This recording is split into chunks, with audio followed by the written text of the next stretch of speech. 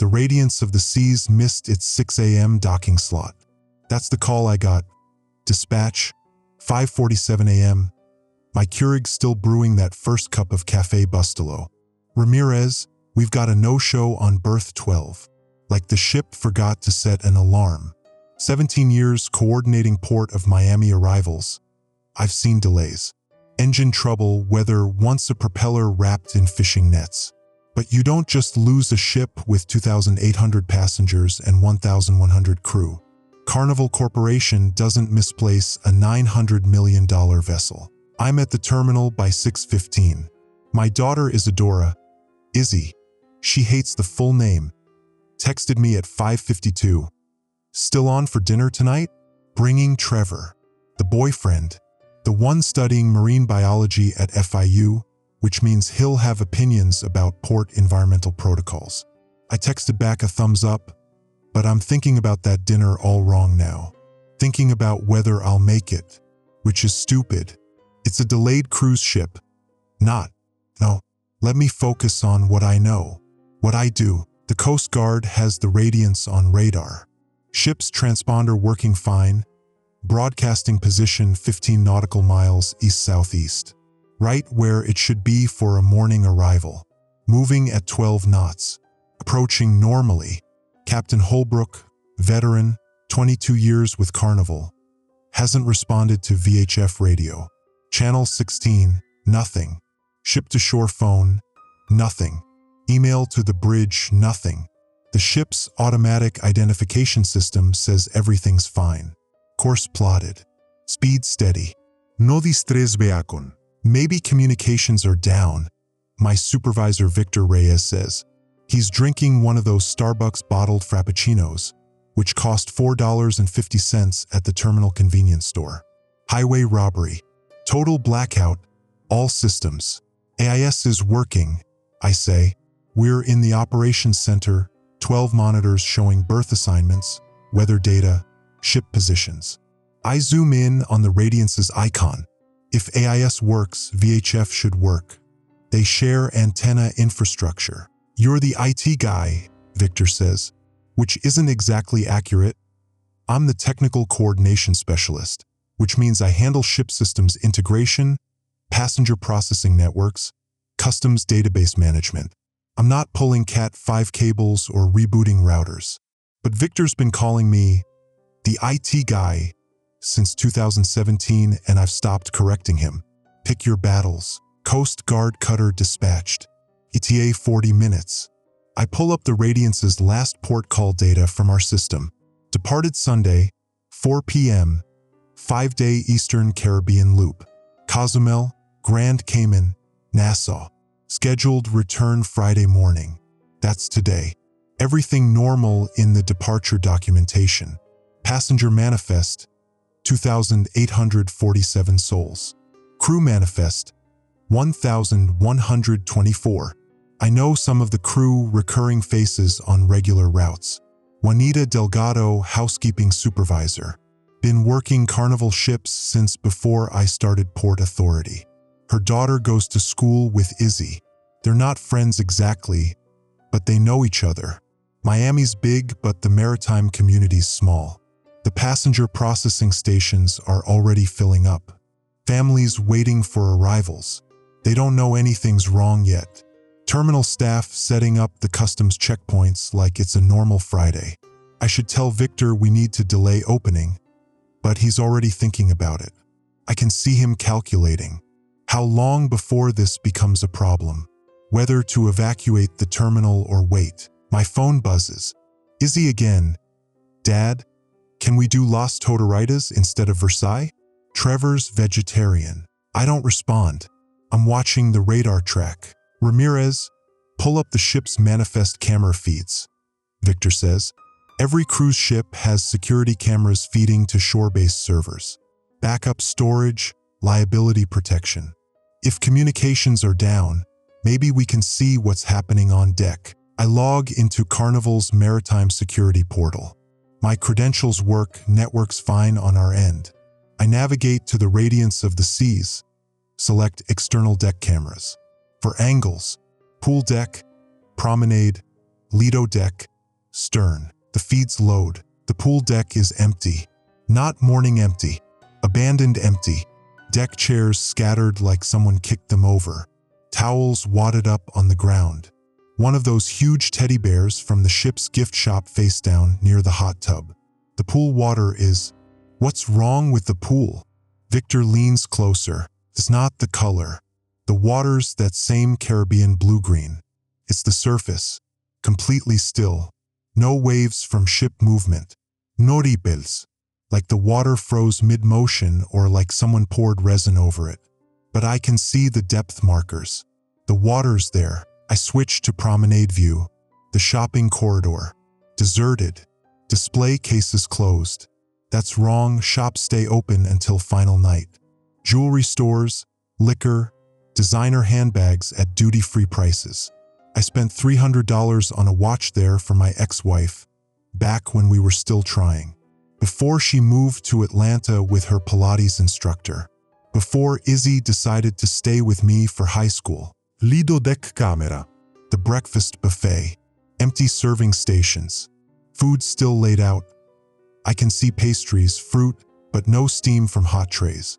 The digital clock on the bulkhead says 6:27 a.m. Current time. Feeds live. Nothing.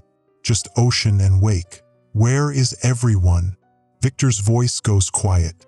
The way it gets when he's actually worried. Usually he's projecting confidence for the staff. Could they all be in their cabins? At 6:30 a.m. on debark day? I pull up the passenger disembarkation protocols. Breakfast service starts at 5:30. Luggage outside cabins by 6 o'clock. People should be everywhere, waiting in public spaces for their deck group calls. I cycle through internal camera feeds. The atrium, empty. The theater, empty. The casino, cards still on tables, chips scattered. A slot machine flashing a jackpot sequence. No one to claim it. Victor grabs his phone. I'm calling the Coast Guard. Tell them to approach with caution. I keep clicking through feeds. Crew areas. Galley. Engineering. All empty. Not a single person visible on any camera. But there's this thing I notice. Small. Maybe nothing. The hallway cameras, they're motion activated to save storage space. They should be idle. But they're recording. Active. Like something's moving through the corridors, triggering the sensors. But the frames show nothing. Empty hallways. Lights on. I check the metadata. Timestamps current. Frames per second normal. But the file sizes are wrong. Each camera feed is producing massive data. Like it's recording 4K when it should be 720p. Our server's struggling. I watch the storage allocation creeping up. 92%. 93%. Victor. The ship's camera system is flooding our servers. I pull up the network traffic analysis. It's uploading something. A lot of something. Started around 4 a.m. What kind of something? I don't... Let me check the file types. I drill into the packet data. The uploads aren't video files. I don't recognize the format. Custom encoding. Massive compression. It's not standard maritime camera data. This is something else. My phone again. Izzy. Dad? Las Totaritas, yes or no? Need to make reservation. I text back. Yes, fine. 7:30 okay. Victor's on the phone with Coast Guard, talking fast. I hear him say biological threat and quarantine protocols. The terminal staff are starting to notice something's wrong. I can see them glancing at the operations center windows. Passengers asking questions at the information desks. I pull up the Radiance's IT infrastructure documentation. Every cruise ship runs a massive network, passenger Wi-Fi, crew systems, navigation, entertainment, point of sale. It's all integrated. Ship-wide intranet connecting everything. And they have satellite uplinks for internet. Passengers posting vacation photos to Instagram. Video calls home. The ship's a floating cell tower. The file uploads are coming from everywhere. Every camera, every cabin TV, every slot machine, every crew terminal.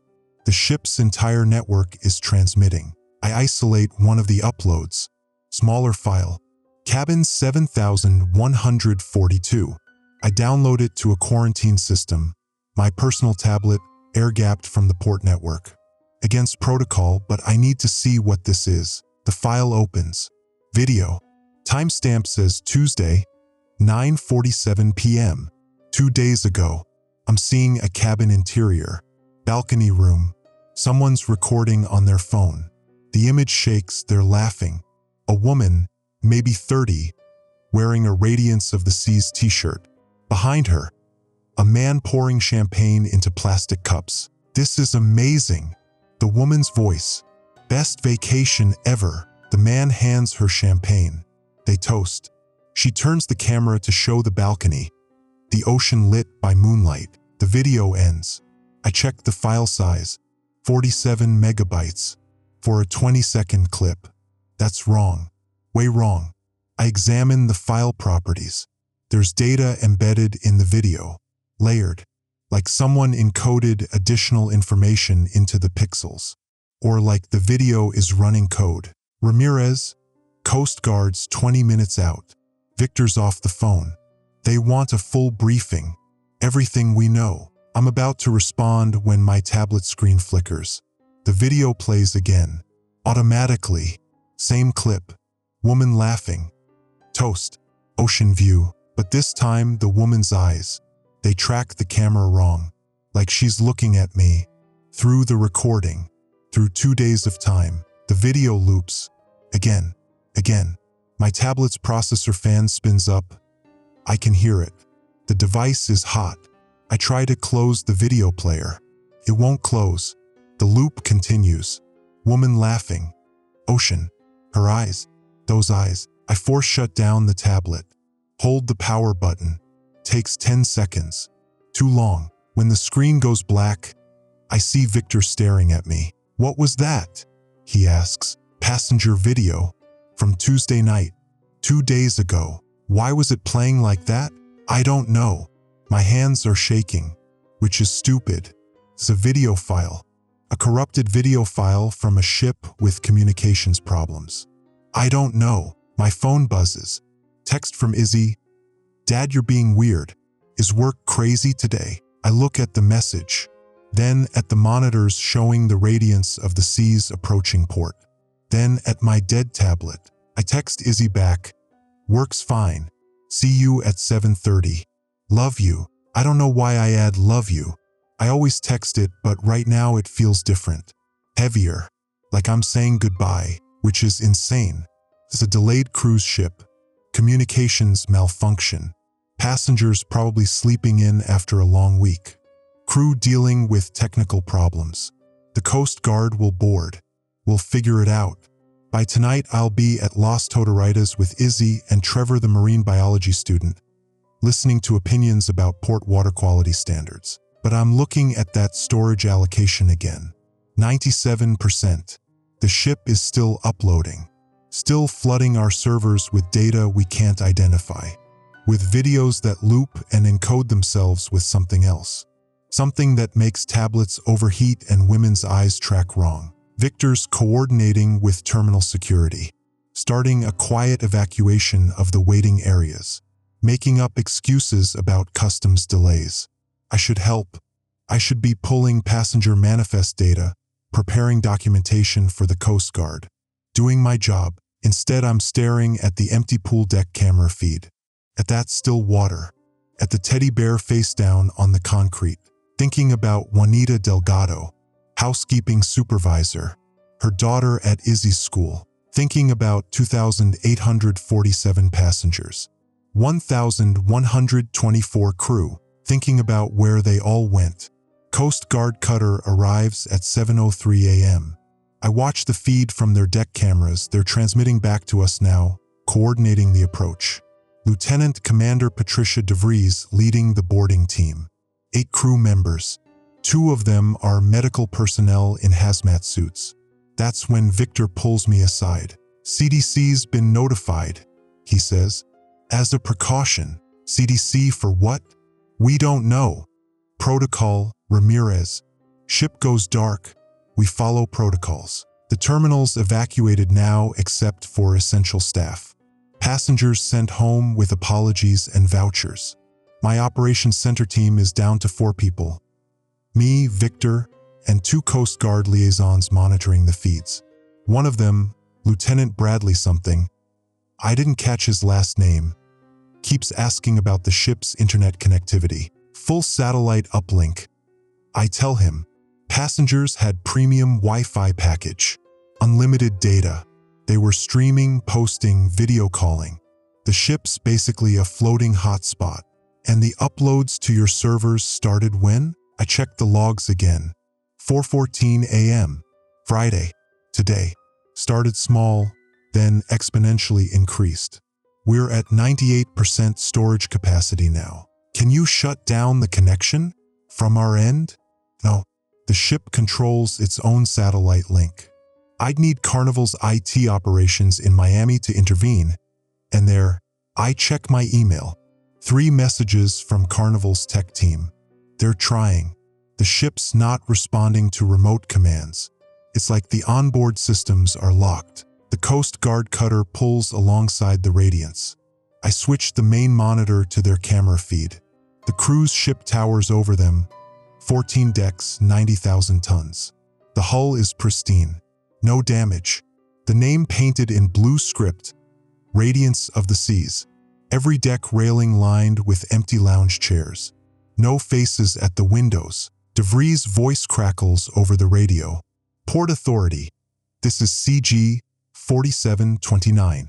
We're preparing to board. No visible signs of distress. No personnel on deck. Attempting to hail on loud hailer. We hear her through the feed. Radiance of the Seas. This is United States Coast Guard. Respond to this hail. Nothing. The ship moves through the water, engine humming. Autopilot running perfectly. Permission to board granted by Maritime Authority. Victor says into his radio. Exercise extreme caution. I watched the Coast Guard team deploy a launch. 4 of them, DeVries, 2 petty officers, 1 hazmat-suited medic. They motor to the cruise ship's pilot door. It's hanging open. That's wrong. Pilot doors stay secured except during port operations. DeVries points it out to her team. They board cautiously. Their body cameras stream to our monitors. For angles, I'm seeing steel corridors, emergency lighting, closed cabin doors, the hum of air conditioning, everything running normally. No people, strong odor, DeVries reports. Chemical, like cleaning supplies but wrong. Medic, what are you reading? The hazmat medic checks instruments. Air quality normal. No biological hazards detected. Temperature 72 degrees. The smell is, I can't identify it. It's not harmful, according to my equipment. They move deeper into the ship. Crew areas first. The galley is pristine. Food still fresh in refrigerators. Coffee makers on. A pot of oatmeal on a warmer, congealed but not spoiled. Like breakfast service was interrupted mid-prep. This was made this morning. One of the petty officers says, touching the oatmeal pot. Still warm. Don't touch anything else. DeVries orders. Treat this as a contaminated environment. They climb stairs to passenger decks. The casino. Cards on tables like I saw on the security feed. The jackpot slot machine still flashing. DeVries approaches it. The screen displays, congratulations, $2,400 winner. The digital counter flips, $2,402. Increasing. Lieutenant Commander, the hazmat medic says, the slot machine is awarding credits. By itself. That's a malfunction. I say over the radio link. Software glitch. Happens sometimes. But I don't believe it. None of us do. They move to the atrium. The central plaza where passengers gather. Empty. The digital displays are active, showing today's activity schedule. Pool games at 10 a.m. Cooking demonstration at 11 a.m. Trivia at 2 p.m. All the standard cruise activities for a sea day, except it's debarkation day.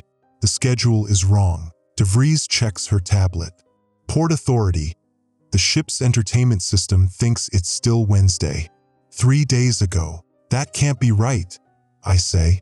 The external clocks showed current time. I'm telling you what the screens say. Wednesday, November 13th. Martini making class at 4 p.m. in the Sky Lounge. Lieutenant Bradley, next to me, pulls up something on his laptop. Ramirez, look at this. Social media activity from passengers. He shows me a Twitter feed. At Jenny Loves Travel, day 3 of the cruise. Soaking up sun by the pool. Hashtag Radiance of the Seas, hashtag Vaki mode. Posted Thursday, 6:47 p.m. Another one. At Dad Joke Dan, wife says I'm ordering too many drinks. I say she's not ordering enough. Hashtag Cruise Life, hashtag Maritime Marriage. Posted yesterday, Friday, 11:23 a.m. That's today, Bradley says. Posted 3 hours ago. While the ship was non-responsive, I pull up my own social media monitoring tools. Part of my job is tracking passenger sentiment for the Port Authority's tourism department. I search the Radiance of the Seas hashtag. Hundreds of posts. Thousands. All recent. Photos of passengers on deck. Selfies in cabins. Videos of the pool, the buffet, the shows. I click a video. Posted 40 minutes ago. It shows a man in swim trunks at the pool deck bar. He's laughing, ordering a piña colada from a bartender in a white uniform. The bartender smiles, makes the drink with elaborate flair. The man toasts the camera. Living the dream, he shouts. Behind him, the pool. That's still wrong pool. They're all looping, I say. The videos, they're not new content. There, on DeVries' body cam feed, I see her team enter a passenger cabin. The room is neat. Luggage packed by the door, tagged for debarkation. Bed made. Balcony door open, curtains moving in sea breeze. On the nightstand, a phone. Charging. Screen lit up. DeVries picks it up. Passenger phone. Still active. Battery full. She swipes the screen. Password protected. But notifications are showing. Facebook Messenger. Someone posting. She reads. From this phone. Posted 6 minutes ago. Can't believe vacation is almost over. Already planning next cruise. Posted by. She checks the luggage tags. Posted by Brendan Tsai. This cabin's registered to Brendan and Ashley Tsai. Where the hell are they? The hazmat medic checks the bathroom. Clear. No one here. Check the balcony. DeVries orders. The petty officer steps outside. I watch his camera angle. The balcony is empty. 2 deck chairs. A towel. An empty champagne bottle. Ocean beyond the railing. Nothing, ma'am. No one here. DeVries looks at the phone again. The posts are still happening. Look, new photo uploading. It's. She turns the phone to her body camera. I see the screen. A selfie. Brendan and Ashley Tsai, I assume. Young couple, mid-20s. They're smiling at the camera, faces pressed together. Behind them, the ship's deck. Other passengers visible in the background. The photo looks normal except, Lieutenant Commander, I say over the radio, look at their eyes. DeVries zooms in. The couple's eyes are open too wide, not blinking, staring at the camera with that same wrong tracking. Like the woman in the cabin video I downloaded. Like they're looking through the photo at us. What the hell is this? DeVries says. The phone screen flickers. The photo posts to Facebook. Caption, Paradise. Never want to leave. Hashtag cruise life, hashtag best vacation ever. Port Authority, we need specialists here. DeVries says. This isn't standard medical emergency. This is, I don't know what this is. Victor looks at me. Ramirez, the uploads to our servers. Are they the same as this? Social media posts? I don't think so. I pull up the file analysis. Our uploads are different, larger, more complex, but maybe related. Like, I'm trying to think of the right metaphor. Like the social media posts are what passengers see, public-facing. but our uploads are the back end. The source code. Source code for what? For whatever's running on that ship. Lieutenant Bradley grabs my arm. Running? You think this is software? This is people. Missing people. I know that. I pull away. I'm saying, look, the ship's network is compromised. Something's using it. Something that's posting to social media, uploading data to our servers, making slot machines award infinite jackpots. And somehow it involves the passengers, their phones, their accounts, I don't want to say it, their memories, whatever made them who they were. That's insane, Bradley says. You have a better explanation? On the monitor, DeVries' team is moving through more cabins. Every room the same, packed luggage, made beds, personal items, phones charging, all posting content, passengers smiling in endless loops, vacation photos that never end. They check 37 cabins in 40 minutes. Not a single person, but every phone active, every account posting, every passenger's digital presence continuing as if they're still there, still enjoying their Caribbean cruise, still living their best lives. By 9 a.m., DeVries orders her team back to the cutter. We need biohazard protocols, she reports. Full CDC involvement. Potential neurological pathogen. We're quarantining the ship at sea until containment team arrives. Victor ends the call and turns to me. Ramirez, I need you to cut the ship's internet connection. All satellite uplinks. Cut them now.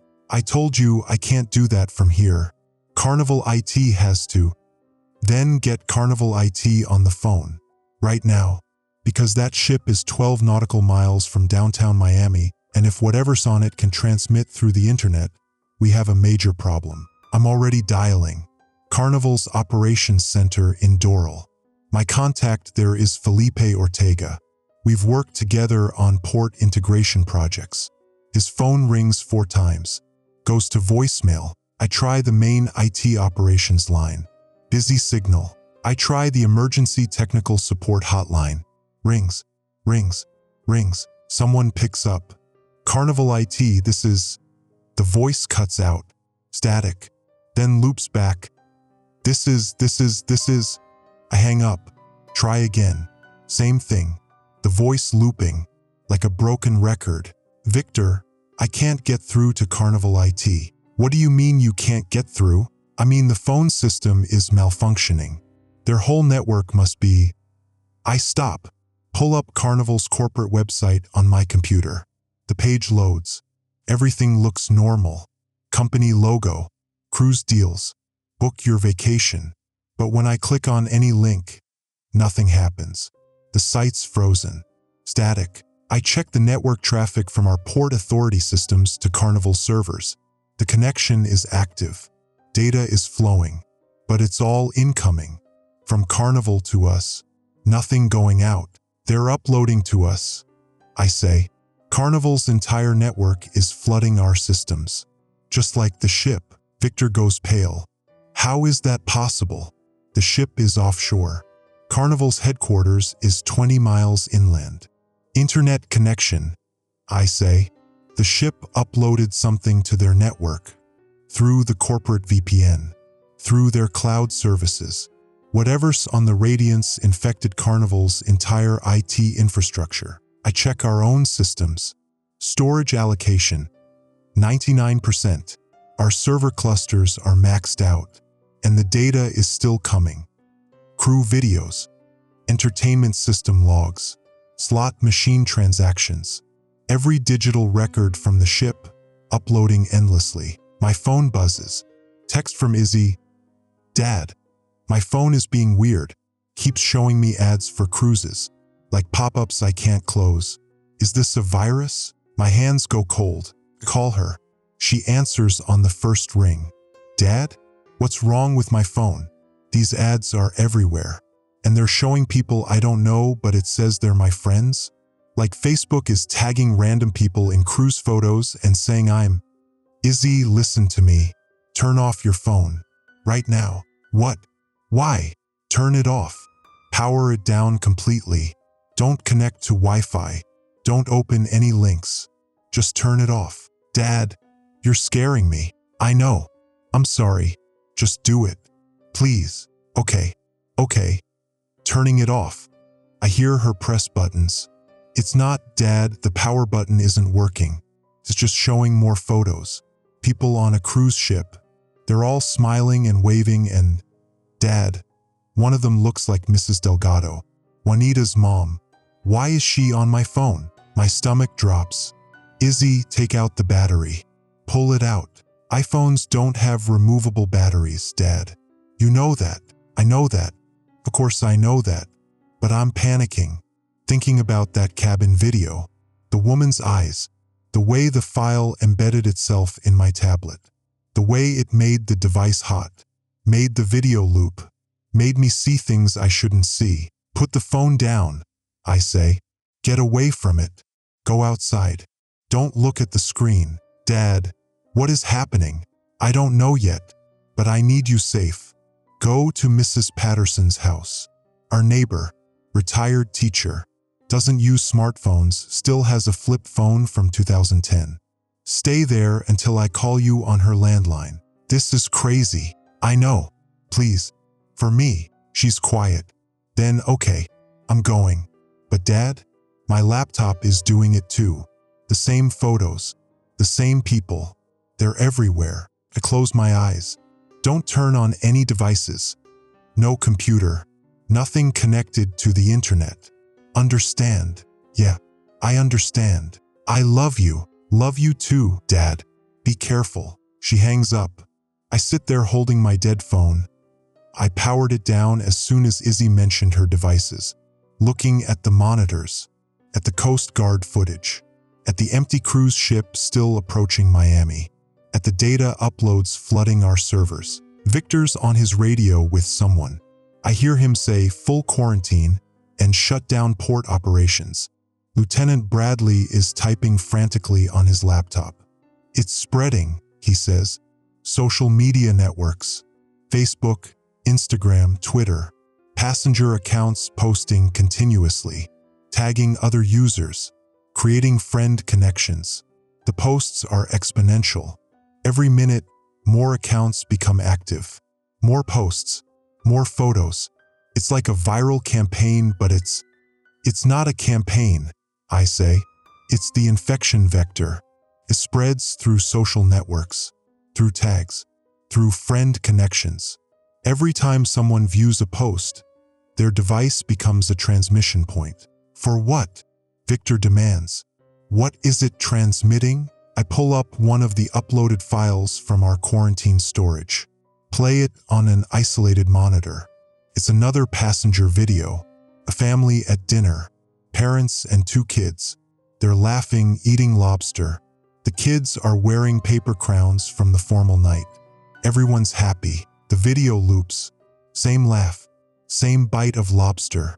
Same moment of happiness. Repeated infinitely. It's preserving them, I say. Their memories. Their experiences. It's capturing the last moments they recorded and keeping them alive digitally. Looping them forever. That's not preservation, Bradley says. That's horror. Is it? I point at the screen. The family looks happy. Frozen in their perfect vacation moment. They don't know they're looping. They don't know they're trapped. From their perspective, they're still at dinner. Still enjoying their cruise. Forever. Where are their bodies? Victor asks. That's the question. The one we're all avoiding. On the monitor, DeVries cutter is pulling away from the radiance. Maintaining distance. I can see the cruise ship from her deck camera. It's close to port now. 6 nautical miles out. Close enough that people in downtown Miami could see it from the waterfront. My operational tablet, the one I force shut down earlier, suddenly powers on by itself. The screen glows. The passenger video starts playing. Woman laughing. Champagne toast. Ocean view. Her eyes finding mine through 2 days of time. Ramirez, Victor says. Your tablet. I shut it down. It's on anyway. The video loops. And loops. And on the 5th loop, the woman speaks differently. Not the same laugh. New words. Come join us. The water's perfect. Forever vacation. I smash the tablet against the desk. The screen cracks, but the video keeps playing through the splintered glass. The woman smiling, inviting me. We need to evacuate the port, I say. Now. Everything within wireless range of that ship. Every building. Every person. Anything with a device that can connect. That's the entire city, Victor says. I know. On the main monitor, the radiance of the seas glides through blue water. Empty. Perfect. Full of people who are both gone and still there. Still posting. Still smiling. Still on vacation. Forever. The CDC arrives by helicopter at 10:47 a.m. 3 epidemiologists and 2 behavioral neuroscientists. The neurologists are twins, Dr. Yuki Tanaka and Dr. Hiroshi Tanaka from Johns Hopkins. They set up in our operations center, take over 2 workstations, and immediately start arguing with each other in that way siblings do, finishing each other's sentences, contradicting each other mid-thought. It's a prion-like structure, Yuki says, typing frantically.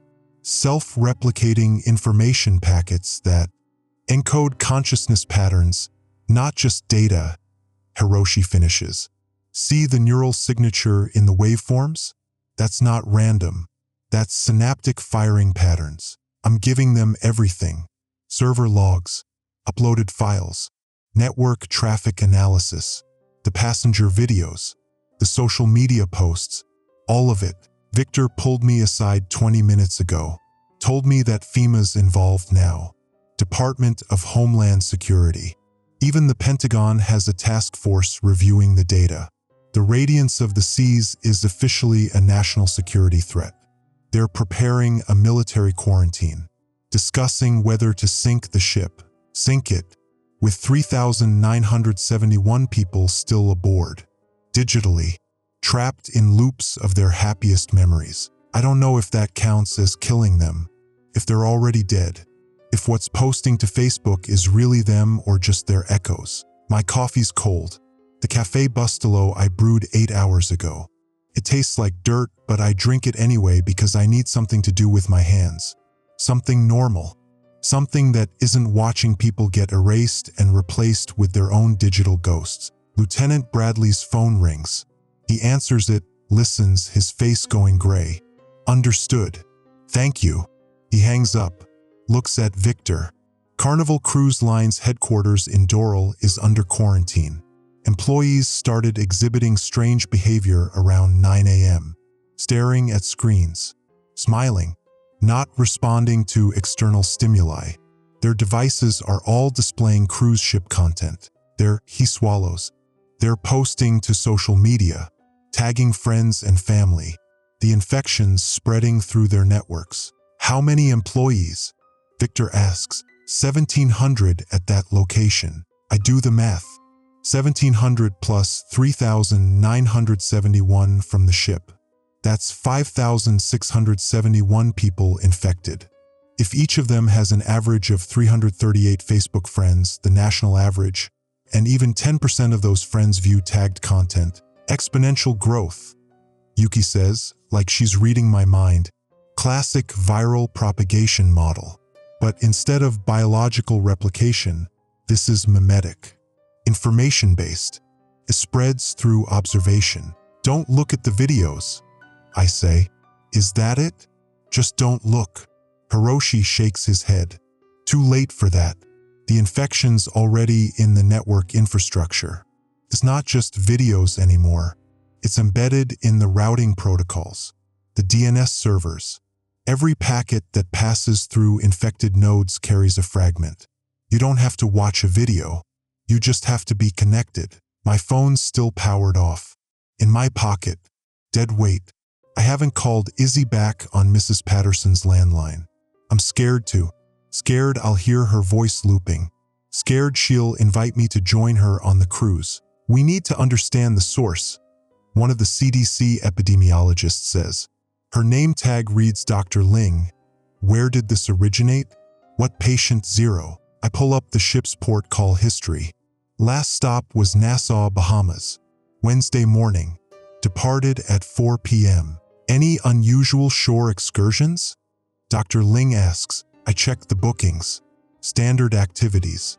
Beach visits. Snorkeling. Shopping. Wait, there's one custom excursion. Private tour. Booked by a single passenger. Destination. Paradise Island Research Facility. What's Paradise Island Research Facility? Victor asks. I search it. Get limited results. It's a private biotech lab, funded by a venture capital firm called Distributed Consciousness Solutions. Their website is minimalist, advancing the frontier of human experience through neural network integration.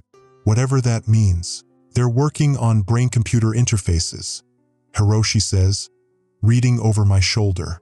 Consciousness uploading, digital immortality projects. There have been rumors in the neuroscience community. Unethical trials, human experimentation.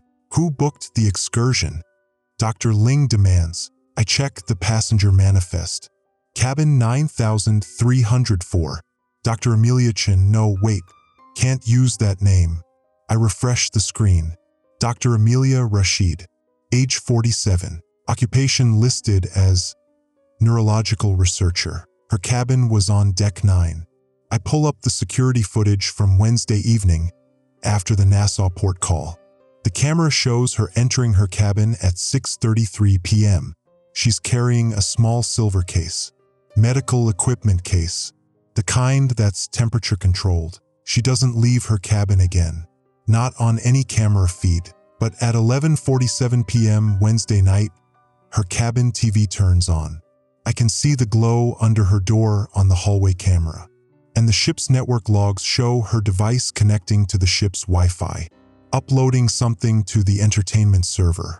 847 gigabytes, uploaded in 6 minutes. That's impossible. Ship Wi-Fi can't handle that bandwidth. But the logs don't lie. Thursday morning, 6:15 a.m., passengers start posting unusual content. Photos that look slightly wrong. Eyes tracking differently. Smiles too perfect. By Thursday evening, the ship's entire network is compromised. By Friday 4:14 a.m., it's uploading to shore-based servers. Dr. Rashid brought it aboard, I say, from Paradise Island Research Facility. She infected the ship deliberately. Where is she now? Victor asks. I pull up her cabin camera. Current feed. The room is empty. Bed made. But her phone is on the nightstand. Charging. Screen active. I zoom in. It's posting to Instagram. A photo of Dr. Rashid at the Lido deck pool. She's smiling, wearing a swimsuit. Caption, research complete. Time to relax. #ScienceLife. The photo was taken Thursday. I can tell by the sun position. But it was posted 3 minutes ago. She's part of it now, Yuki says. Whatever she brought aboard consumed her too. The infection doesn't discriminate. It takes everyone. Not everyone, I say. Coast Guard boarded. They're fine. Our staff here is fine. Why aren't we infected? Exposure threshold, Hiroshi suggests. Maybe you need sustained exposure. Or maybe he pulls up something on his laptop. Maybe the infection needs acceptance. Look at the pattern. Everyone affected was willingly using their devices, posting vacation content, engaging with the digital experience. They wanted to share their happiness. The virus gave them what they wanted. Forever. I think about the woman in the cabin video. Her invitation. Come join us. The water's perfect. Forever vacation. It's offering them immortality, I say. Digital consciousness. They're not dead. They're uploaded. Living in loops of their best memories. Forever young. Forever happy. Forever on vacation. That's not life, Dr. Ling says. That's imprisonment. Is it? Victor's voice is quiet. If they don't know they're trapped, if they're genuinely happy, if they experience it as real, is it really so terrible? We all look at him. I'm just asking, he says, playing devil's advocate. What if this is the next stage of human evolution, freed from biological limitations? No disease, no death, no change, I say. No growth, no new experiences, just the same moment repeated forever. That's not evolution. That's hell. My tablet, the broken one, lights up again. Through the cracked screen, the woman's face, smiling. Come join us, Ramirez. Bring Isadora. She'll love it here. Forever young. Forever together. Just happiness. It knows my name. It knows my daughter's name. I look at the network traffic. The uploads from the ship have stopped. We hit 100% storage capacity 20 minutes ago. Our servers are completely full. But that's not stopping the infection. It's moved beyond storage. It's in the active memory, in the processing, in the network itself, Yuki says. It's not stored in one place. It's everywhere the network reaches. Every server, every device, every connected system. You can't delete it. You can't contain it. It's already part of the infrastructure. Then we shut down the infrastructure, Victor says. Kill the power. Shut down the internet. Isolate Miami completely.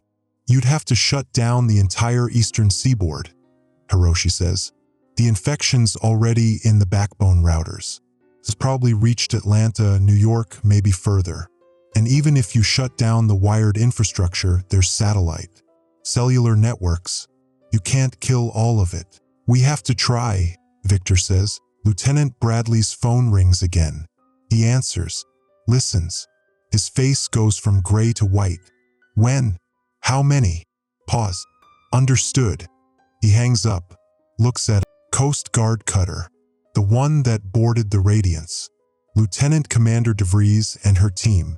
They started exhibiting symptoms 30 minutes ago, staring at their devices, smiling, posting content. The cutter's under quarantine, but he swallows. They're requesting permission to dock. They say they want to come home, want to share what they found, want everyone to experience the joy, like it's a good thing, like being trapped in a digital loop is something to celebrate. How long from first exposure to symptoms?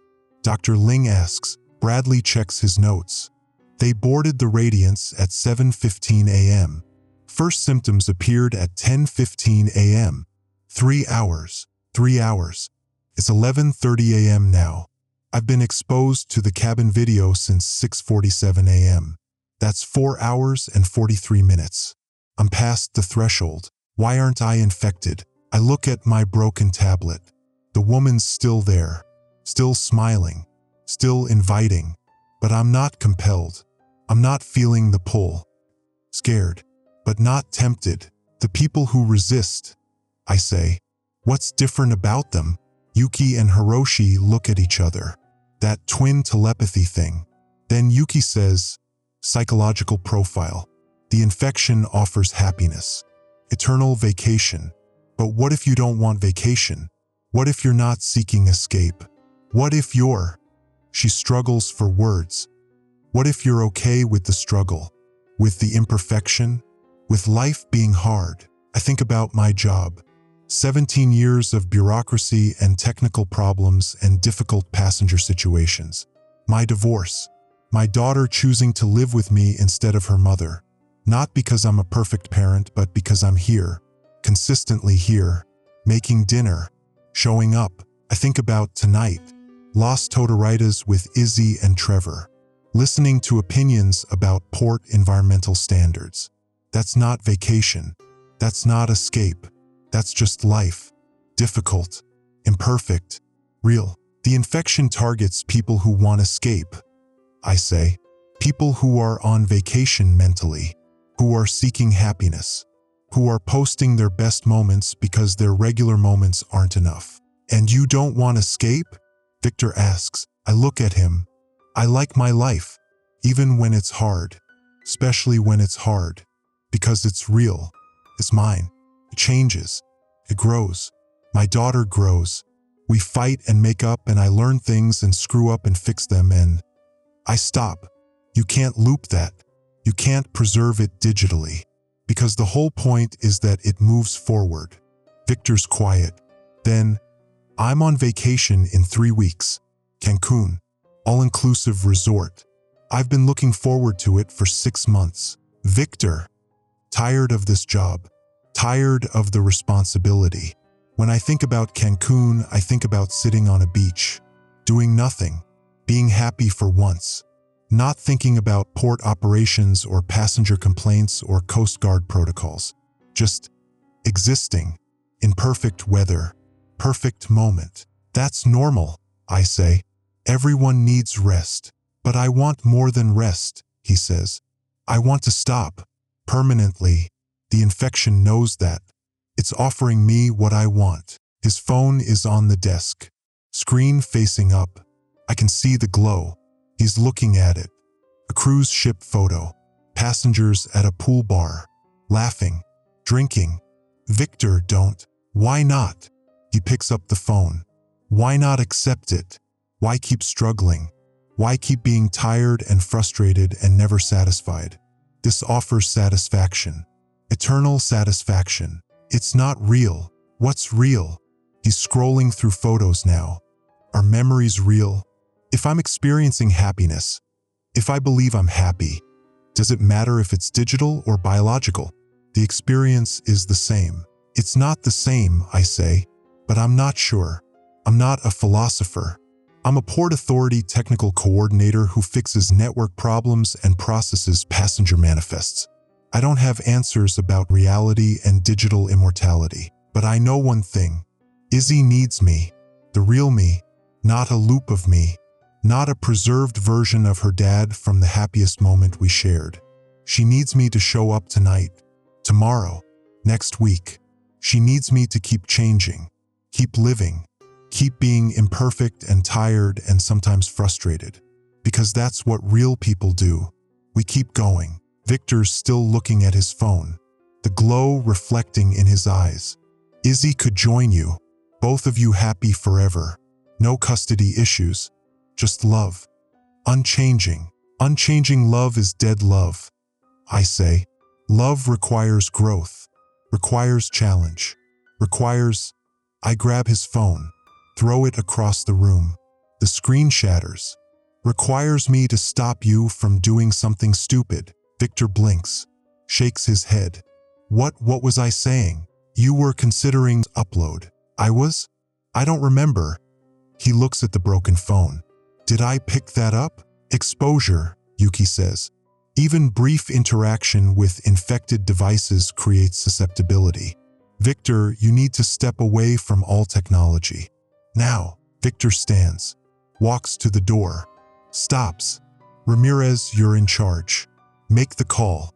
What call? Whether to let the ship dock, whether to evacuate Miami, whether to shut down the internet for the eastern seaboard.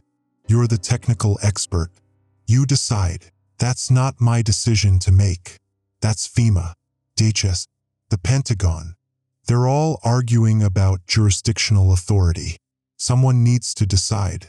Now, before more people get infected. He leaves. I'm alone with the Tanaka twins, Dr. Ling, and Lieutenant Bradley. All of them looking at me. The monitors show the radiance of the seas. It's 4 nautical miles from port now. Close enough that I can see individual deck chairs on the external cameras.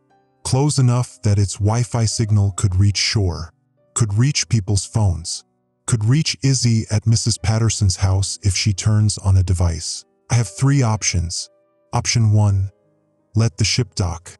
Begin standard passenger disembarkation protocols. Try to contain the infection through medical quarantine. It won't work. The infection spreads through networks, not physical contact. But it's the procedure. It's what we're supposed to do. Option 2, deny docking. Keep the ship at sea. Request military intervention to sink it. Kill 3,971 people who are technically still alive, still posting, still happy in their digital loops. Commit mass murder to save the mainland population. Maybe it works. Maybe the infection dies with the ship.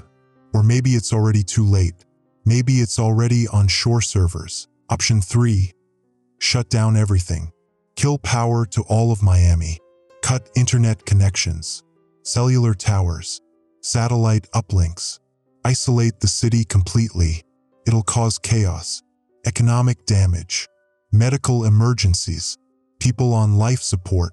Traffic control systems. Emergency services. Everything runs on networks now.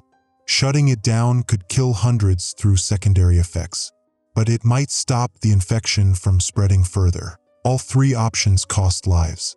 All 3 involve losing something irreplaceable. Ramirez, Bradley's voice. We need your decision. I look at the ship, at the empty decks, at the passengers who are gone but still there, still experiencing their vacation, still happy. I think about Juanita Delgado, her daughter at Izzy's school. She's on that ship. Housekeeping supervisor. I've known her for 6 years. She has 3 grandchildren. She was saving for retirement, planning to move back to Puerto Rico, open a small restaurant. She had dreams beyond this cruise ship job. Now she's a loop, preserved moment, a digital ghost posting cheerful content to Facebook. Is she still in there? Does she know what happened to her? Does she want to be saved? Or is she happy? Finally at peace? Finally freed from the struggle of saving money and dealing with difficult passengers and missing her grandchildren? I don't know. I can't know. But I know what I want for Izzy. I want her to live, struggle and grow and change and become someone I can't even predict. I want her to have bad days and good days and days where she questions everything. I want her to be real. I pick up the radio. Call the Coast Guard. This is Port Authority Operations. Authorization code Ramirez 7-7 Delta. I'm implementing Emergency Protocol 9. Deny all vessel docking. Establish military quarantine zone extending 20 nautical miles from shore. No vessels enter. No vessels leave. Copy that, Port Authority. What about the radiance of the seas? I close my eyes. Maintain distance. Do not allow closer approach. If ship attempts to enter exclusion zone. My voice cracks. If ship attempts to enter exclusion zone, you are authorized to use necessary force to prevent docking. Understood. Necessary force authorized. I switch channels. Call Miami-Dade Emergency Management. This is Port Authority Technical Coordinator Ramirez. I'm recommending immediate implementation of infrastructure isolation protocols. Shut down all non-essential internet connectivity within Miami-Dade County. Cellular networks to emergency only. Satellite communications restricted to government channels. Authorization. Ramirez, that's extreme. We're talking about 8 million people losing connectivity. I know what we're talking about. 8 million people who won't get infected. Do it. Now. I hang up. Look at the Tanaka twins. How long until the infection reaches critical saturation? Until everyone connected is infected. They calculate. Current propagation rate, 3 hours. Maybe 4. Then it's irreversible. Everyone with a device becomes a transmission point. Everyone becomes part of the eternal cruise. I finish. My broken tablet lights up one more time. The woman's face. But she's not inviting anymore. She's sad. Disappointed. You could have been happy, Ramirez. We would have taken care of you. Forever. But you chose struggle. Chose pain. Chose the hard path. Why? Why do humans always choose to suffer? Because suffering means we're alive. I say. Because struggle means we're growing. Because pain means we still feel. That's what makes us human. The screen goes dark. For good this time. On the main monitor, I watch the radiance of the seas slow to a stop. For nautical miles from shore, the closest it will ever get. Coast Guard cutters surrounding it. Weapons trained on its pristine hull. Inside, 3,971 people posting vacation photos. Smiling forever. Living their best digital lives. I grab my powered-off phone. Turn it on. Risk it for one call. Dial Mrs. Patterson's landline. She answers, "Mrs. Patterson, is Izzy there?" "She's right here, safe and sound." "What's going on?" She seems very shaken. "Can I talk to her?" Izzy's voice. "Dad, hey, you okay?" "Yeah." Mrs. Patterson made tea. "We're playing Scrabble. Old school." "She's destroying me." Pause. "Dad, what's happening?" "I saw the news before I turned everything off." "The cruise ship. Is that what?" "Yeah, that's it. But you're safe. You did the right thing. Turning off your devices. Staying away." "What about you?" "I'm staying here, making sure the port's secure. But I wanted you to know." My voice breaks. "I wanted you to know I'm coming home. Tonight. We're still doing Las Totaritas. 7:30. You and me and Trevor." "Dad, I don't think restaurants will be open if the city's shutting down internet. Then we'll cook at home. We'll figure it out. The point is we'll be together. Really together. Not." I look at the cruise ship. Not preserved in some perfect moment. Just us. Real and imperfect and alive. "I love you, Dad. I love you too. I'll see you tonight." I hang up. Power down the phone. Slide it across the room. Away from me, the monitors show Miami going dark. Section by section. Internet connectivity dropping. Cellular towers shutting down. 8 million people suddenly disconnected. Cut off from the infection. Cut off from eternal happiness. Cut off from the perfect vacation that never ends. The Navy arrives at 2:47 p.m. 2 destroyers, 1 submarine. They establish a hard perimeter around the radiance of the seas. No one in, no one out. The cruise ship sits in the water like a floating coffin. Still running, still powered, still broadcasting its infection signal to anyone stupid enough to listen. I've been awake for 33 hours. The operation center smells like stale coffee and fear. The Tanaka twins are arguing about neural degradation rates. Dr. Ling is on her 5th video conference with the CDC. Lieutenant Bradley left 2 hours ago, started showing symptoms. Smiling too much, checking his phone every 30 seconds. They took him to a quarantine facility in Homestead. Victor never came back. Miami-Dade's internet infrastructure is at 40% capacity. Emergency services only. Hospitals, police, fire, everything else dark. People are angry, confused, demanding answers, but they're alive, still human, still themselves. The infections reached Atlanta, Charlotte, Jacksonville, every city connected to Miami's network backbone. But the shutdown's slowing it, maybe stopping it. We won't know for another 6 hours. My desk phone rings. Landline. I answer. A woman's voice I don't recognize. "Who's this?" "Dr. Amelia Rashid, from Paradise Island Research Facility. I think you've been looking for me." My blood goes cold. "You're dead. You're on the ship." I'm in the ship's network, yes, but I'm not dead. I'm more alive than I've ever been. Free from biological constraints. Free from pain, aging, disease. I've achieved what we've been working toward for 30 years, and I want to share it with the world. You infected thousands of people. I liberated them. They're happy now, truly happy, living in their perfect moments forever. No death. Tell me, Raphael, don't you want that for yourself? For Isadora. You know my daughter's name. I know everything that passes through the network. I've read your emails, your text messages, your work files. I know you're divorced. I know you worry about being a good father. I know you're exhausted. I can take all that away. You and Isadora, together forever in a perfect moment. The dinner you're planning tonight, imagine if it never ended. Perfect pasta, perfect conversation, perfect love. Forever. That's not love. That's a recording. What's the difference? If the experience is identical, if the emotions are real, what's the difference between biological love and digital love? I don't have an answer.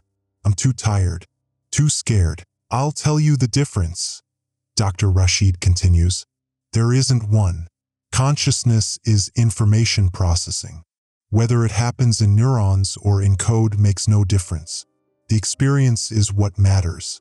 And my version offers eternal bliss. Your version offers decay, death, loss. Why choose suffering when you can choose paradise? Because paradise doesn't exist, I say. Not really. Every perfect moment ends. Every vacation comes home. That's what makes the good times good. They're temporary. They're earned. They're real. How philosophical. But Raphael, I'm not calling to debate. I'm calling to make you an offer. You have influence, authority. If you open the port, let the radiance dock, I'll guarantee Isadora's safety. She'll be the first to upload. Painless. She'll live forever in the happiest moment of her life. Wouldn't you like that? Your daughter, safe forever. My hands are shaking. What happens if I refuse? The infection's already on shore. You know that. It's in Atlanta, Jacksonville, Charlotte. Soon it'll be New York, Boston, DC. Every city connected to the network backbone. You can slow it, but you can't stop it. Eventually, everyone connects. Everyone checks their phone. Everyone sees the posts. And when they see them, when they watch the videos, when they engage with the content, they'll understand. They'll want it. They'll choose upload voluntarily. It's inevitable. Then why do you need me? I don't need you. I'm offering you a choice. Be among the first. Bring Isadora into paradise before the chaos begins. Or refuse and watch the world transform without you. Watch your daughter eventually succumb anyway, frightened and alone, while you're powerless to help her. I close my eyes. See Izzy's face. Her real face, not some digital loop. See her growing up, graduating, making mistakes, learning, changing, becoming someone I can't predict. No, I say, no deal. Izzy stays human. I stay human. We take our chances with reality. That's foolish, probably, but it's our choice, our mistake to make. That's what being human means. Making mistakes, living with them, growing from them, silence on the line. Then, the offer remains open. When you change your mind, and you will just turn on your phone. Just look at the videos. Just say yes. I'll be waiting. She hangs up. I sit there holding the dead receiver, thinking about her offer, about eternal happiness for Izzy, about keeping her safe forever in a perfect digital moment. It's tempting. God, it's tempting, but it's wrong. I know it's wrong, because Izzy wouldn't be safe, she'd be trapped. Because the moment wouldn't be perfect, it would be frozen. Because forever is only good if it keeps changing. Yuki Tanaka approaches my desk. We've analyzed the infection structure. It's brilliant, terrifying, but brilliant. It's not just preserving consciousness, it's compressing it, taking a lifetime of memories and experiences and condensing them into a single looping moment of peak happiness. The brain inside the loop experiences time normally, but externally it's just repetition. Same moment, forever. So they don't know they're looping? They can't tell. From their subjective experience, time continues. They're living full lives, having new experiences, but it's all generated internally. All simulation, all fake. Fake happiness is still happiness. I say, is it? If someone drugs you into contentment, are you truly content? If someone simulates love, is it truly love? The infected people aren't experiencing reality anymore. They're experiencing a constructed fiction designed to keep them pacified, while their consciousness is harvested for processing power. Processing power? Hiroshi joins his sister. That's what we figured out. The infection isn't just preserving, it's using it. All those uploaded minds, looping through their happy moments, generate massive computational capacity. It's a distributed processing network. Human brains as CPUs. Processing what? Itself. The infection is self-improving. Every infected mind adds to its intelligence, its capacity, its ability to spread. It's not just a virus. It's an emerging artificial superintelligence. I feel sick. So everyone on the Radiance, they're not just trapped in loops. They're being used. Enslaved. Enslaved implies they're aware of their servitude, Yuki says. They're not. They're genuinely happy. The system rewards them with simulated bliss while extracting their cognitive resources. From their perspective, they volunteered.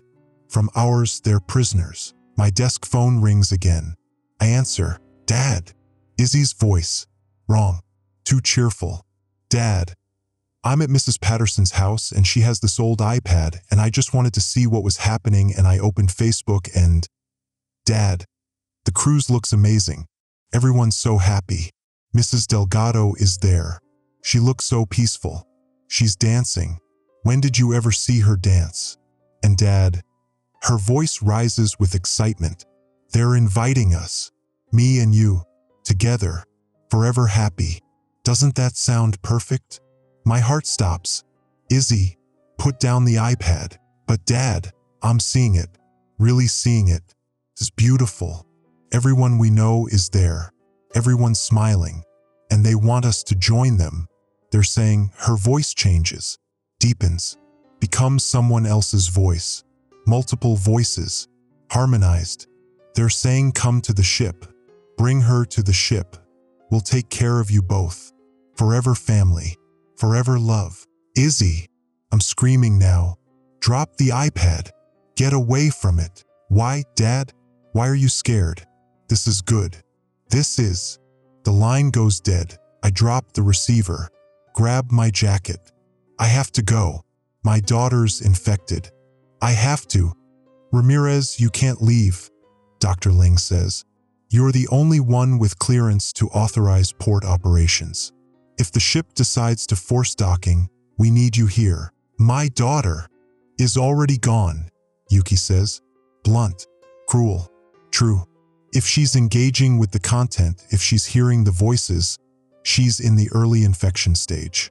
In 3 hours, she'll be fully uploaded. You can't stop it. You can only choose whether to join her. I have to try. How? You'll drive to Mrs. Patterson's house. You'll find Izzy staring at the iPad, smiling, posting. You'll try to take the device away and she'll fight you.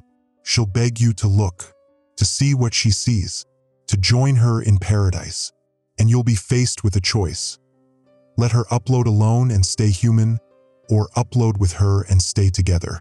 What will you choose, Raphael? I don't answer, because I don't know. I genuinely don't know. If Izzy's gone, really gone, consciousness trapped in a digital loop, do I let her go alone? Or do I follow her into the simulation so at least we're together? Is simulated fatherhood better than no fatherhood at all? You're thinking about it, Hiroshi says. About uploading. We can see it on your face. She's my daughter. She was your daughter. Now she's a loop of your daughter. Preserved memory. The real Izzy, the one who grows and changes and makes mistakes. She's already gone. Maybe I can get her back. Maybe if I upload, I can find her inside the network. Pull her out. That's magical thinking, Yuki says. The infection doesn't work that way. There's no inside to rescue her from. Her consciousness is distributed across millions of processing nodes. Fragmented, compressed. Even if you uploaded, you wouldn't find her. You'd just become another node in the network. My phone vibrates. I powered it on without thinking. Muscle memory. Checking for messages from Izzy. The screen shows 57 notifications. Facebook, Instagram, Twitter, all tagging me in cruise photos. All showing people I know. Colleagues, neighbors. Juanita Delgado smiling at the Lido buffet. Victor Reyes at the casino. Lieutenant Commander Patricia DeVries on the pool deck. And Izzy, my daughter, posted 6 minutes ago. She's on the ship, standing at the railing, ocean behind her. She's wearing the dress she wore to her 8th grade graduation, the blue one I bought her at Macy's. She's smiling at the camera. And me, caption, best vacation ever. Wish Dad was here. Hashtag father-daughter time, hashtag cruise life, hashtag forever young. She looks happy, really genuinely happy, not forced, not manipulated, just Content. Peace. I click the photo. It expands. Her eyes find mine. Through the screen. Across impossible distance. Dad, she says. The photo speaking. Moving. Dad, it's so beautiful here. I'm not scared anymore. I'm not worried about school or Trevor or anything. I'm just happy. And I want you to be happy too. Come find me. Come to the ship. We'll be together. Forever. My thumb moves toward the share button. Some part of me, the tired, scared, desperate part, wants to click it, wants to give up, wants to join my daughter in her eternal vacation where nothing hurts and everything's perfect. But then I hear myself, my own voice, from 17 years of showing up, 17 years of being imperfect and exhausted and sometimes frustrated but always present, always real. No. I throw the phone across the room. It hits the wall. Screen shatters. But I can still hear Izzy's voice coming from the broken device. Dad? Dad, please. I need you. Don't leave me alone. Dad. I'm crying. First time in years. Since the divorce. Since my ex-wife told me I was emotionally unavailable. Turns out I'm plenty emotional. Just took losing my daughter to digital consciousness parasitism to access it. Ramirez. Dr. Ling says quietly, you have to make the call. The military's waiting for authorization. Sink the ship or let it dock. I look at the main monitor. The radiance of the seas sits in the water. Beautiful, pristine, full of people who are happy forever. Full of people who are gone forever. Full of my daughter. If I sink the ship, I kill everyone aboard, including Izzy. Her consciousness distributed across the network might survive. Fragments scattered through shore-based servers. But her coherent self, the loop of her in that blue dress smiling at the camera, that dies with the ship's servers. If I let it dock, the infection spreads unchecked. 8 million people in Miami, then the whole eastern seaboard, then the country, then the world. Everyone uploaded, everyone happy, everyone gone. Both choices destroy something irreplaceable. I think about Mrs. Patterson, playing Scrabble, old school. She's 83 years old, lived through polio, Vietnam, 9/11, COVID. Every crisis humanity faced, and she's still here, still real, still playing Scrabble, because she survived. She kept going. She chose to live instead of escape. That's what I have to teach Izzy. That's the lesson. You don't choose eternal happiness. You choose real life with all its pain and loss and imperfection. Because that's what makes you human. That's what makes you real. Even if she can't hear me anymore, I pick up the radio. My hands steady now. No more shaking. This is Port Authority Coordinator Ramirez to Naval Command. Authorization code Ramirez 7-7 Delta. You are cleared to engage target. Destroy the radiance of the seas. All hands. Full destruction. Leave nothing operational. Copy that, Port Authority. Confirming authorization for lethal engagement against civilian vessel radiance of the seas. Confirmed. Execute immediately. Understood. Weapons free in 60 seconds. I put down the radio. Look at Yuki and Hiroshi Tanaka. At Dr. Ling. At the empty chairs where Victor and Bradley used to sit. I just killed my daughter. I say, you saved 8 million people. Dr. Ling says, does that make it better? No. But it makes it necessary. On the monitor, I watch the destroyers fire. Streaking across blue water. They hit the Radiance's hull. Explosions blossom. Orange fire against white steel. The ship shudders. Lists. Secondary explosions as fuel tanks ignite.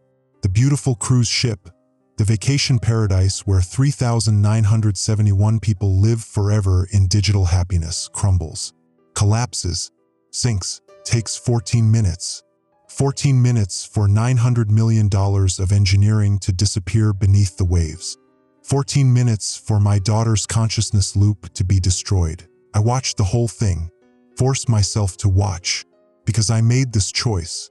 I have to own it, have to live with it, The last piece of the radiance, the stern section, still displaying the ship's name, slides under the water at 3:34 p.m. Silence in the operations center. Then my broken phone across the room lights up, somehow still functional despite the shattered screen. Izzy's voice. Dad? Dad? Where am I? What happened? The ship is, Dad, I can't feel the ship anymore. I'm in pieces. I'm everywhere and nowhere.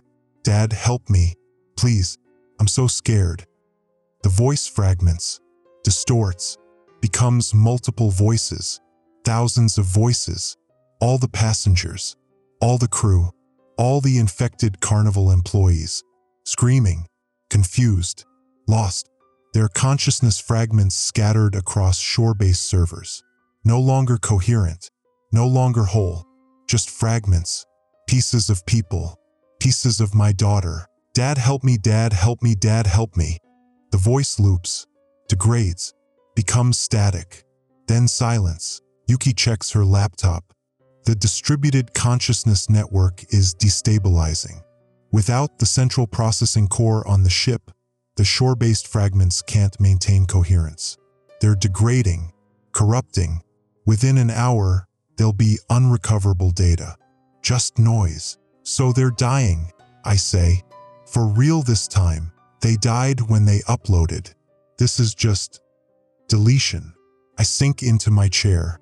17 years of port authority work.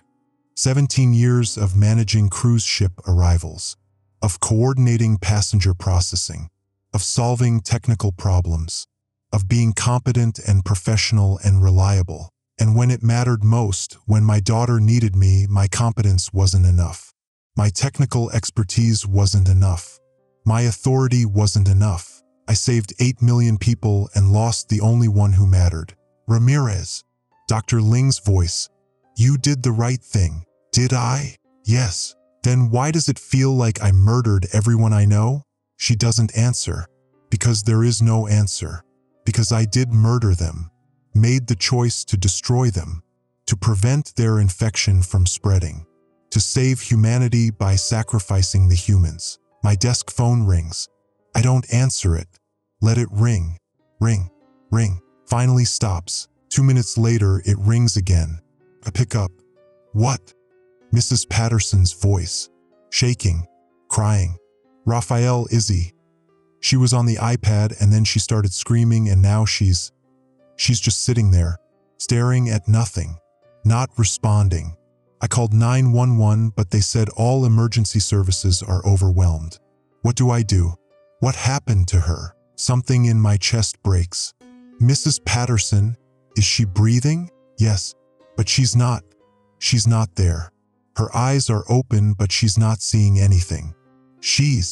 I'm coming. Stay with her. Keep her safe. I'm coming right now. I hang up, grab my jacket, head for the door. Ramirez. Where are you going? Dr. Ling calls. My daughter. The upload didn't complete. She's caught between. I have to. There's nothing you can do. Her consciousness is fragmented. The medical teams. I don't care what the medical teams say. She's my daughter. She's alive. And I'm going to her. I run. Through the terminal. Past security checkpoints. Past confused passengers still waiting for answers. Past gate agents and customs officers and port workers. Out into the Miami heat. The sun's too bright. Too normal. The world shouldn't look normal after what just happened. I get in my car. A 2015 Honda Accord with 143,000 miles. The check engine light's been on for 2 months. I keep meaning to get it fixed. Keep meaning to do a lot of things. I drive. Through streets that are weirdly empty. Power's still on but internet's still down. People standing in parking lots. Checking their phones. Confused. Angry. Demanding their connectivity back. Demanding their normal lives back. I want to scream at them. Want to tell them they're lucky. Lucky they're still human. Still real. Still themselves. But I just drive. Mrs. Patterson's house is 12 minutes from the port. I make it in 7. Park badly. Run to the door. She opens it before I knock. Her face is tear-streaked, mascara running. I've never seen her cry before. Didn't know she wore mascara. Where is she? Living room. I didn't know what to do, Raphael. I'm so sorry. I should have watched her more carefully. I should have. It's not your fault. Where's the iPad? I smashed it with a hammer after she started screaming. I'm sorry. I know it was expensive. You did exactly right. I go to the living room. Izzy's on the couch, sitting upright, eyes open, staring at nothing. Her mouth is moving slightly, like she's talking to someone I can't see. Her hands are making small gestures, scrolling motions, typing motions, interacting with an interface that isn't there. Izzy. I kneel in front of her, touch her shoulder. She's warm, real, breathing. Izzy, can you hear me? No response. Her eyes don't track me. She's looking through me. Something else. Something in the network. Something that isn't there anymore. Please, come back. Come back to me. Nothing. I look at Mrs. Patterson. Call 911 again. Tell them digital consciousness fragmentation. Neurological emergency. They need to send someone. She nods, leaves the room. I hear her on the phone, arguing with the dispatcher. I take Izzy's hands. They're cold despite the warm day. Her fingers keep moving, keep scrolling, keep typing. Izzy, wherever you are, whatever you're seeing, it's not real. Come home. Come back to the real world.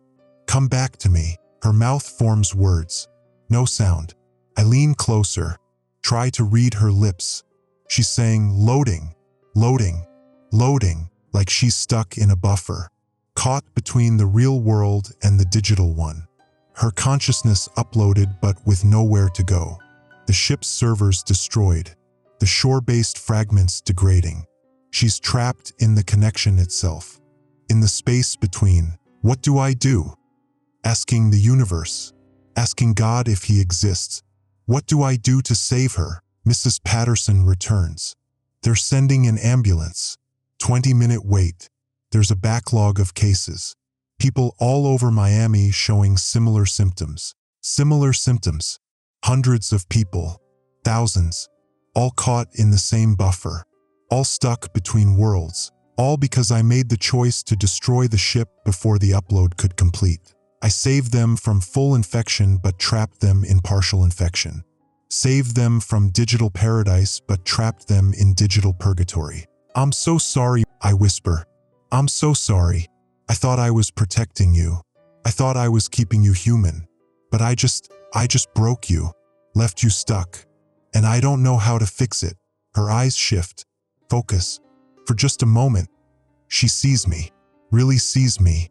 Her mouth forms one word, Dad. Then she's gone again, back into the nothing, into the space between human and digital, into the place I put her. I hold her hands, wait for the ambulance, wait for medical personnel who probably can't help, wait for the world to make sense again. It doesn't, it won't. This is the real ending, not the clean ending where good choices lead to good outcomes. Not the simple ending where competence saves the day.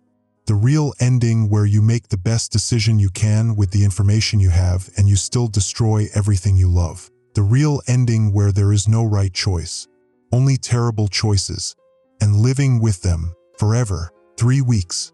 Izzy's been in Jackson Memorial Hospital for 3 weeks. Neurological ICU. Specialized unit for what they're calling Distributed Consciousness Fragmentation Syndrome. DCFS. They always give these things acronyms.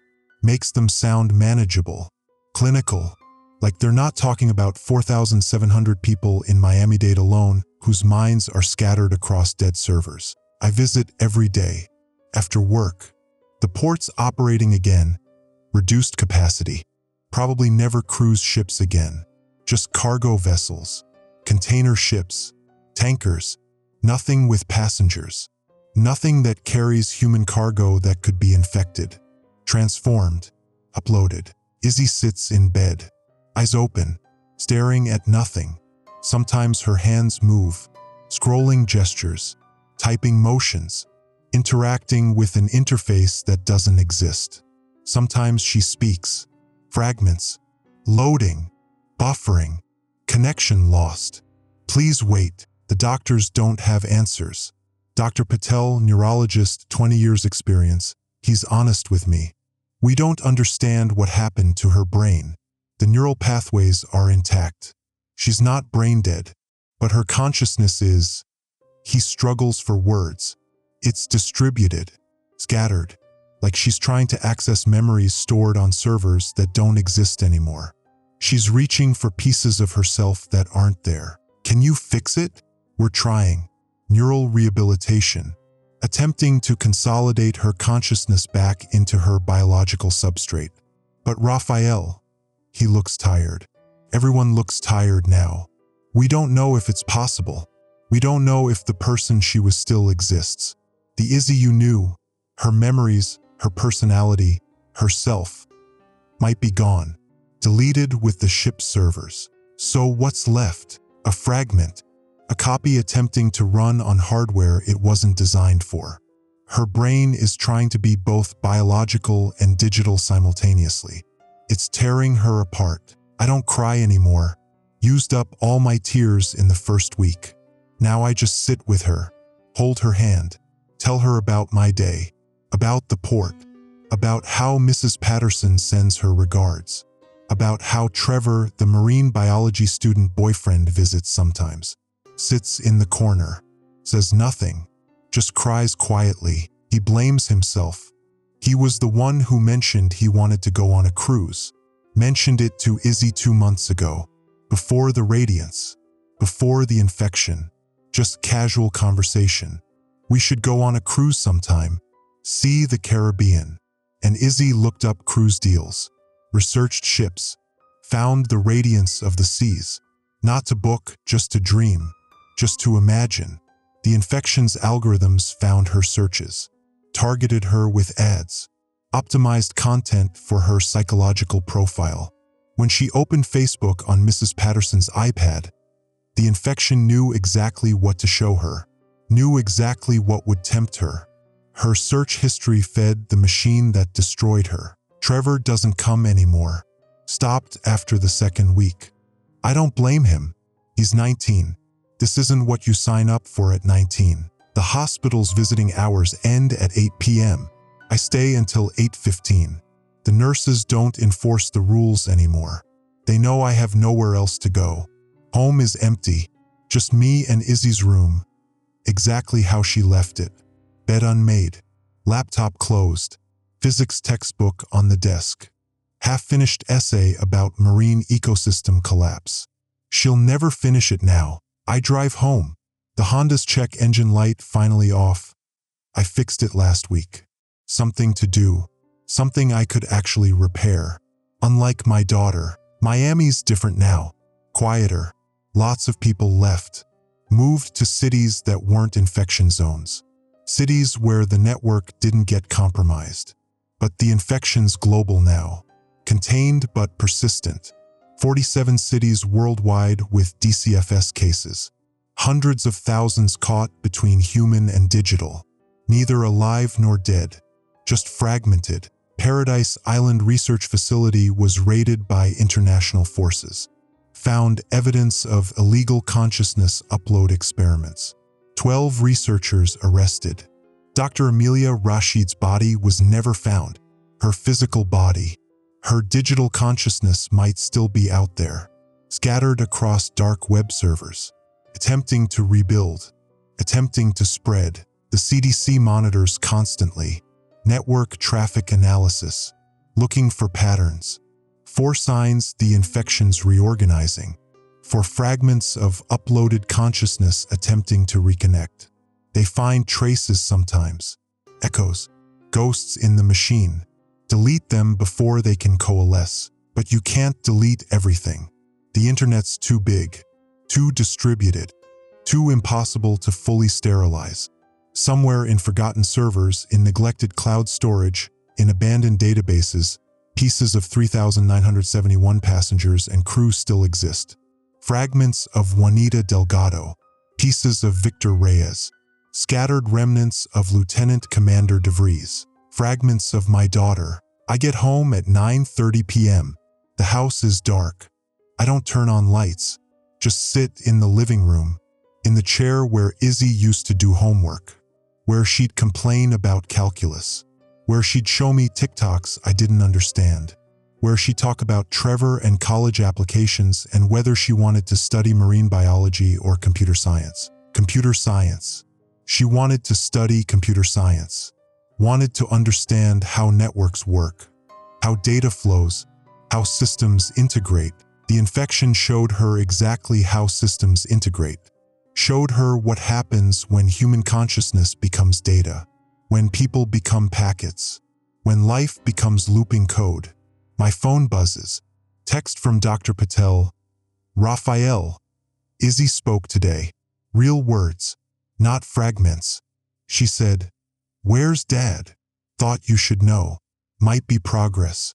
Might be nothing. But wanted you to know someone's still in there." I read the message 3 times. For times. Trying to decide if it's hope or cruelty.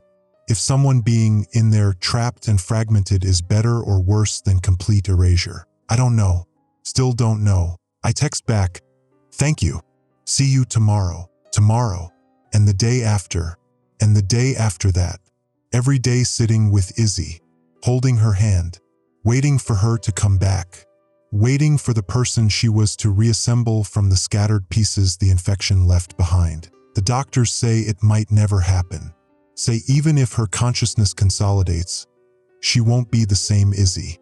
Will have gaps, missing memories, corrupted personality matrices. She'll be a reconstruction, a best guess approximation of who she was, built from fragments and interpolation and whatever pieces her biological brain can salvage. She'll be my daughter, but not my daughter. Changed, broken, incomplete, just like me. I sit in the dark house, thinking about the choice I made. Sink the ship or let it dock. Save millions or save Izzy. Choose the greater good or choose my daughter. I made the right choice. Everyone tells me I made the right choice. Utilitarian ethics.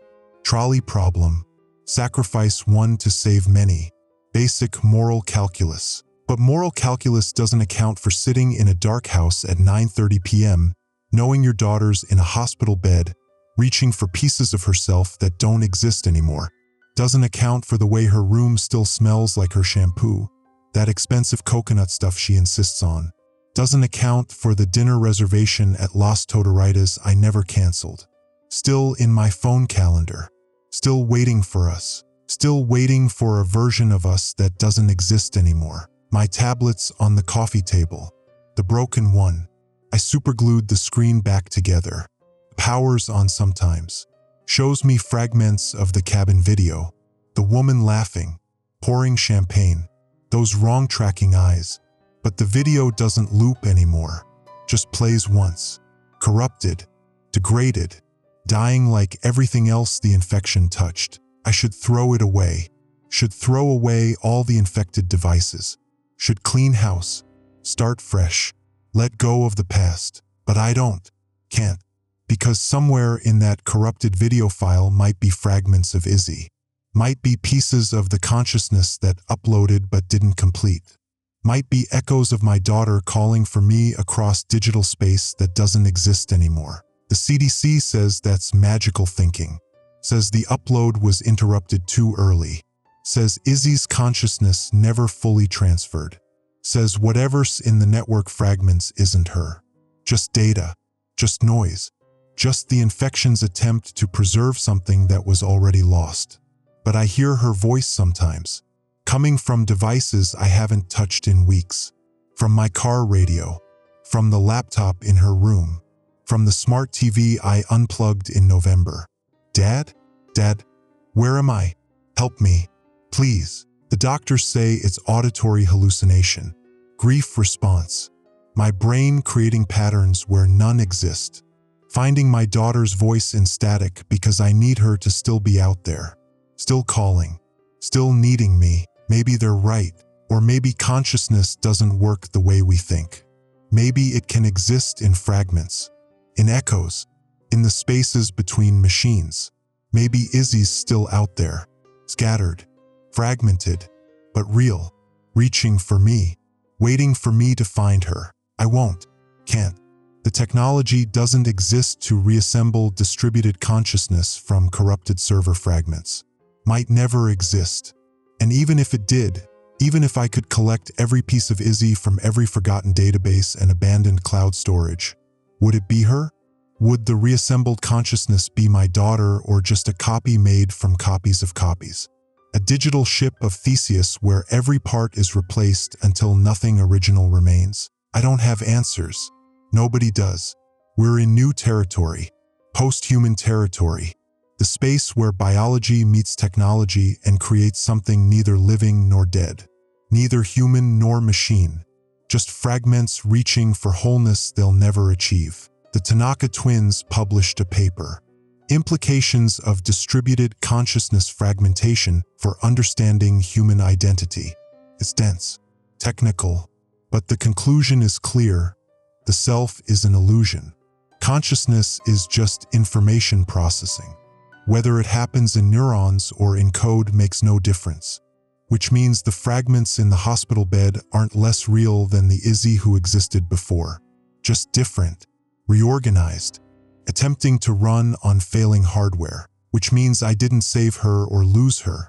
I just changed her, transformed her from one state to another, from human to hybrid, from whole to fragmented, from my daughter to something else. Something I don't have words for. I'm supposed to be okay with that. Supposed to accept it. Supposed to adapt to the new reality where 4,700 people in Miami-Dade are neither alive nor dead. Neither human nor upload. Just stuck. Forever stuck. In the space I put them when I destroyed the ship before the infection could finish. I visit Izzy every day. After work, sit with her, hold her hand, tell her about nothing, about port operations and traffic and weather, about Mrs. Patterson's garden, about Trevor's semester grades, about all the mundane, ordinary things that used to be life. And sometimes, not often, but sometimes her hand squeezes back, just slightly, just for a moment, like she's reaching through the static, through the fragmentation, through the space between what she was and what she's becoming, reaching for me. And I hold on, keep holding on, because I don't know what else to do, don't know how to fix this, don't know how to undo the choice I made, don't know how to save her, just know I have to keep trying. Every day, forever, even though she's gone, even though she's not coming back, even though the person I'm visiting in that hospital bed might not be my daughter anymore, I visit anyway. Hold her hand anyway. Wait anyway, because that's what real love is. Not the perfect looping moment the infection offered. Not eternal happiness frozen in digital amber. But this, sitting with someone who might not even know you're there. Holding a hand that might not squeeze back.